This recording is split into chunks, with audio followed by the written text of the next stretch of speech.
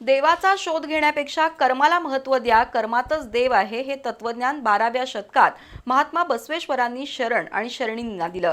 कर्म सिद्धांतामुळेच राष्ट्राची प्रगती शक्य असल्याचं बसव तत्वज्ञानाचे अभ्यासक प्राध्यापक सुभाष महाजन यांनी सांगितलं. कोल्हापूर लिंगायत समाजाच्या बसव केंद्राच्या वतीनं आयोजित मासिक अनुभव कार्यक्रमादरम्यान ते बोलत होते.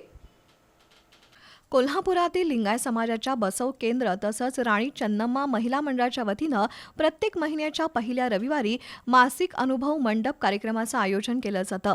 3 मे रोजी कोल्हापुरातील दसरा चौक इथल्या चित्रदुर्ग मठात शिवयोग साधना, अनुभव गोष्टी, निरूपण आणि दासोह कार्यक्रमाचं आयोजन केलं. सुरुवातीला या केंद्राचे यश आंबोळे यांनी या उपक्रमाची पार्श्वभूमी विशद केली. राजशेखर तंबाके यांनी शिवयोग साधना केली. संध्या वनगुत्ते, सार्थ दिलीप तृप्ती, गायत्री पाटील यांनी वचन पठण आणि निरूपण केलं. महानंदा पाटील, यश आंबोळे यांनी अनुभव गोष्टी सांगितल्या. महात्मा बसवेश्वरांची जीवनकथा, त्यांचं समाज प्रबोधनाचं कार्य यावर सुभाष महाजन यांनी निरूपण केलं. स्वर्ग नर्क हे काल्पनिक आहे. नेहमी कार्यतत्पर राहिल्यास स्वविकासासोबतच राष्ट्राची प्रगती होते. हा कर्म सिद्धांत महात्मा बसवेश्वरांनी 12व्या शतकात दिला. याच मार्गावरून गेल्यास राष्ट्रविकास होईल असा विश्वास प्राध्यापक महाजन यांनी व्यक्त केला.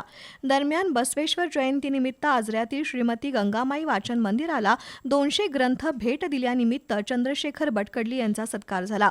सदाशिव देवताळे, मल्लाप्पा खुरपे यांनी दासोह केला. यावेळी विलास आंबोळे, सरलाताई पाटील, बाबूराव तारळी, प्राध्यापिका तृप्ती करेकट्टी यांच्यासह शरण शरणी उपस्थित होते.